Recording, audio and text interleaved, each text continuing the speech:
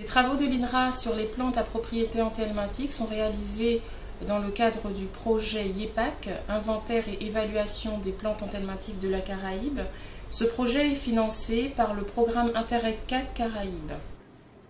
Aux Antilles, au fil des années, les parasites sélectionnés par les traitements chimiques sont devenus résistants aux différentes molécules, si bien que l'utilisation de produits enthelmintiques contre les vers est devenue inefficace. Pour répondre à ces préoccupations, l'INRA Antilles-Guyane a initié des travaux dès 2005 sur les ressources végétales locales et les aliments non conventionnels qui pourraient avoir des vertus pour traiter les vers des ruminants. J'ai donc entrepris une thèse en 2004 et soutenue en 2009 sur l'étude des plantes locales à usage antiparasitaire pour les petits ruminants d'élevage. Donc, dans cette thèse, nous avons travaillé sur le parasite lui-même, en laboratoire, in vitro, et également sur le ver dans l'animal, donc en conditions d'élevage in vivo. Nous avons en particulier étudié l'effet des tanins condensés contenus dans ces ressources locales riches en protéines, comme le manioc, la patate ou le leucène. Dans ce laboratoire, nous étudions la composition chimique des différents aliments. Nous analysons en particulier leur teneur en minéraux, en fibres et en protéines, qui sont des données essentielles lorsqu'on veut apporter une ration équilibrée. Nous cherchons aussi à caractériser leur richesse en tanins condensés, car ce sont ces tanins qui sont responsables de l'activité antiparasitaire et antioxydante dans les plantes comme le manioc ou le leucène. À terme, ces études pourraient nous permettre de substituer au soja importé des protéines issues de plantes locales qui auraient en outre des activités antiparasitaires. Les propriétés antiparasitaires des tanins se manifestent par une action délétère sur les larves lors de l'éclosion, puis en contrariant le dégainage et l'implantation des vers dans l'animal. Les œufs du parasite sont excrétés dans les crottes sur le pâturage où ils se développeront jusqu'au stade de larves infestantes. Les larves sont donc ensuite ingérées par l'animal où le suc gastrique permettra la dégradation de la gaine protectrice.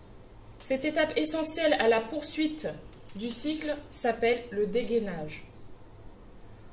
Une fois dégainées, les larves pourront continuer leur développement jusqu'au stade de ver adulte où il y aura des mâles et des femelles qui se reproduiront à nouveau pour produire des œufs. Nous cherchons en particulier à comprendre par des tests de laboratoire et en élevage à quel stade du parasite le tanin est le plus efficace. Je suis en train de mettre en contact les larves avec leurs gaines dans une solution de tanin à différentes concentrations. Ces larves, après avoir été lavées, seront transmises à Anthony, mon collègue, qui a pour charge de les mettre en contact avec une solution favorisant le dégainage. Le but de cette manipulation est de savoir la concentration minimale de tanin empêchant le dégainage. Alors, je compte les œufs excrétés par les parasites qui sont présents dans les crottes des animaux nourris par des pellets contenant différentes concentrations de tanin pour savoir si ces concentrations de tanin ont une influence sur l'excrétion d'œufs par les parasites. C'est lors de l'abattage que nous pouvons vérifier si les tanins ont un effet sur l'implantation des larves dans la muqueuse de la caillette et sur le développement et la fécondité des vers. Les ganglions lymphatiques sont prélevés, la caillette est soigneusement isolée. Puis l'ensemble des prélèvements est ramené au laboratoire où les échantillons seront traités. La première étape consiste à s'assurer de la bonne identification des échantillons. Ensuite, les parties inflammatoires de la muqueuse sont prélevées et conservées dans l'azote liquide, ce qui permettra ultérieurement de caractériser les gènes de transcription exprimés lors de l'inflammation. De l'autre côté, les caillettes sont soigneusement nettoyées et rincées pour récolter tous les vers présents.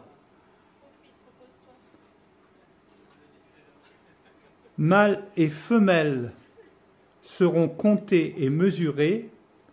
La fécondité de chaque femelle sera évaluée.